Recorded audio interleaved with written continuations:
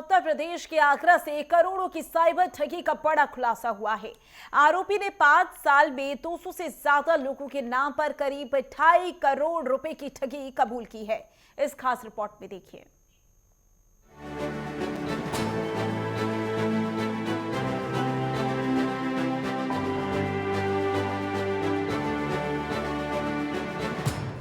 Agra police के हत्थे चढ़ा ये शातिर कोई मामूली ठग नहीं बल्कि एक संगठित साइबर गिरोह का सदस्य है। आरोपी का नाम नारायण उर्फ नितिन चौरसिया है, जो अलग अलग नामों से पहचान बदलकर ठगी वारदात को अंजाम देता था। पुलिस के मुताबिक आरोपी नए पते पर अस्थायी रूप से किराए पर रहता था। उसी पते के आधार पर फर्जी आधार कार्ड, बैंक खाते और केवाईसी दस्तावेज तैयार कराए जाते थे। मकान मालिक को भी एडिट किया हुआ आधार कार्ड दिखाकर फर्जी नाम बताता था। बैंक रिकवरी से पहले ही ठिकाना बदल देता था। मामले का खुलासा तब हुआ जब 6 अप्रैल 2025 को शास्त्रीपुरम निवासी एक पीड़ित ने शिकायत दर्ज कराई कि उनके नाम पर मोबाइल फोन फाइनेंस करा लिया गया है। जांच में सामने आया कि आधार कार्ड की फोटो और पता बदलकर लोन पास कराया गया था।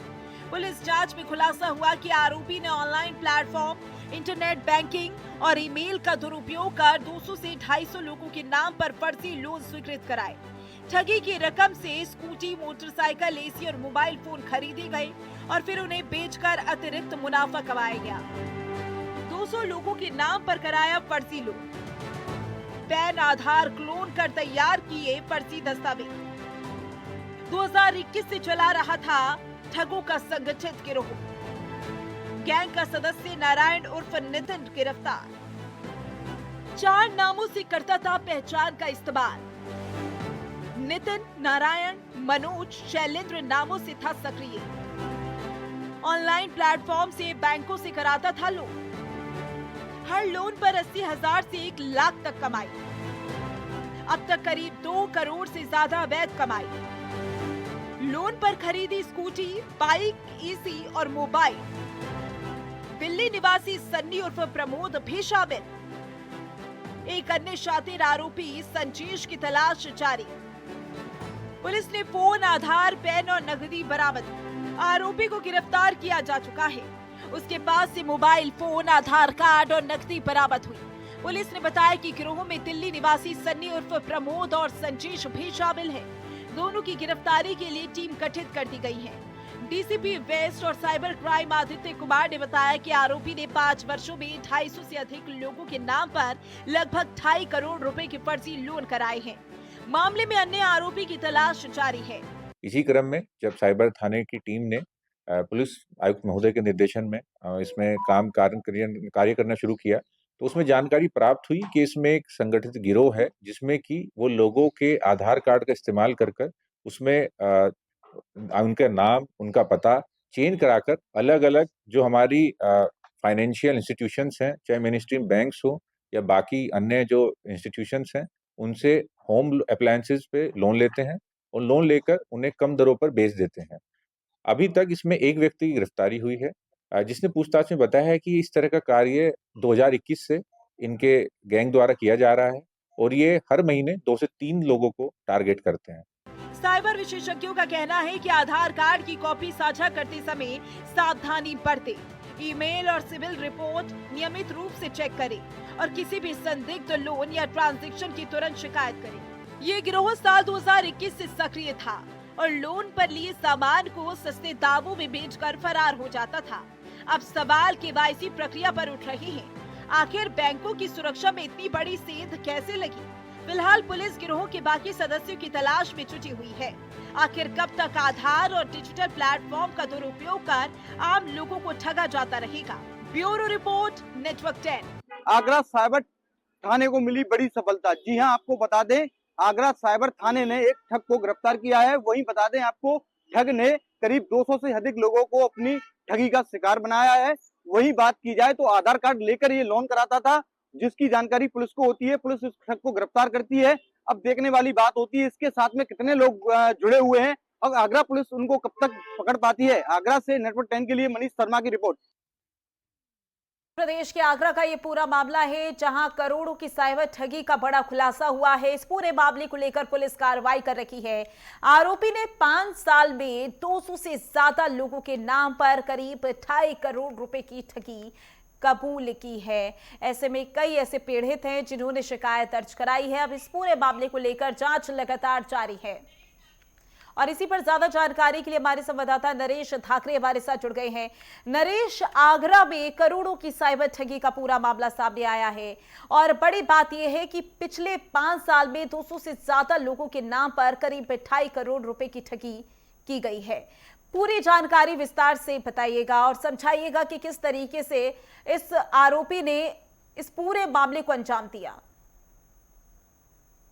देखिए, बिल्कुल आपको बताते चलें कि जो डीसीपी पश्चिमी है आदित्य कुमार, जिनकी टीम के द्वारा एक बड़ा खुलासा किया गया, इस पूरे मामले का खुलासा करते हुए पुलिस की तरफ से एक जो आरोपी है नारायण, उसे गिरफ्तार कर लिया गया है। और वहीं आपको बताते चलें कि इस आरोपी ने दो अन्य आरोपियों का सहयोग लेते हुए तकरीबन 2.5 करोड़ रुपए की जो ठगी है उसको अंजाम दिया। वहीं 200 से अधिक लोगों के नाम पर फर्जी आधार कार्ड तैयार करने के बाद उनके नाम पर अलग अलग जो बैंक है वहां से लोन लिए गए। लोन कराने के बाद चाहे वो मोबाइल फोन हो या स्कूटी हो या बाइक हो या वो अन्य कोई सामान हो, उस सामान को पहले तो इन आरोपियों के द्वारा फाइनेंस कराया गया लोगों के फर्जी आधार कार्ड बनाने के बाद। फिर उस सामान को बेचने के बाद इन लोगों ने कहीं ना कहीं पैसा कमाया।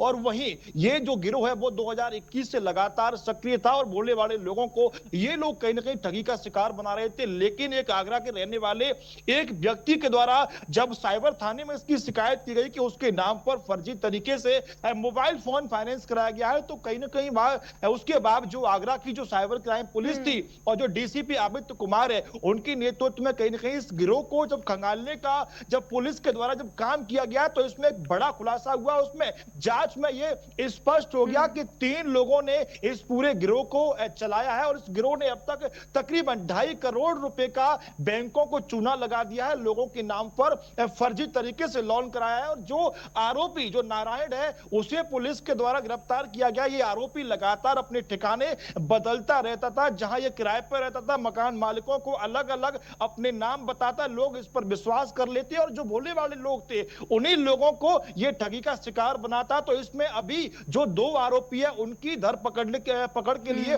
पुलिस की जो टीमें हैं वो लगातार जगह जगह दबिश दे रही है। और हो सकता है क्योंकि जिस तरीके से 200 से अधिक लोगों के नाम पर फर्जी तरीके से लोन कराए जाते हैं, तो ये कहीं ना कहीं हो सकता है कि एक व्यक्ति का काम नहीं है, कहीं ना कहीं हो सकता है कि जिन बैंकों से फाइनेंस होते हैं, हो सकता है कि ये जो गिरोह है इसकी जो जड़ है वो बैंकों तक हो। इसको लेकर के कहीं ना कहीं जो आगरा पुलिस बिल्कुल नरेश, यहाँ पर बड़ा सवाल ये भी उठ रहा है, क्या आधार में नाम और पता बदलना इतना आसान हो गया है?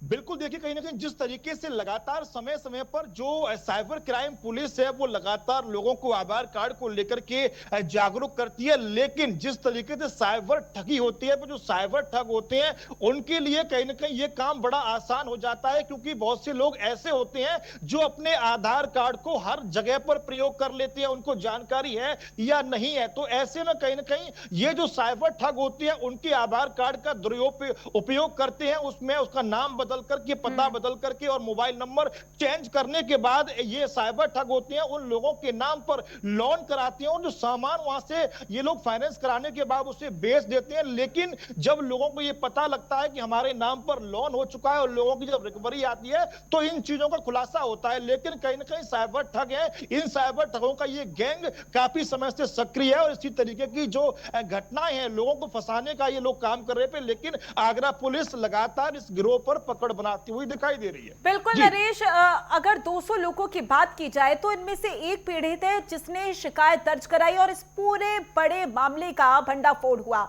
लेकिन सवाल यह है कि जो 200 से ज्यादा लोग साइबर ठगी का शिकार हुए हैं, क्या उनकी तरफ से कभी शिकायत दर्ज कराई गई है? क्या अब पुलिस की ओर से इस पूरे मामले को लेकर जांच की जा रही है कि वो 200 लोग कौन कौन से जिनके साथ ठगी हुई है?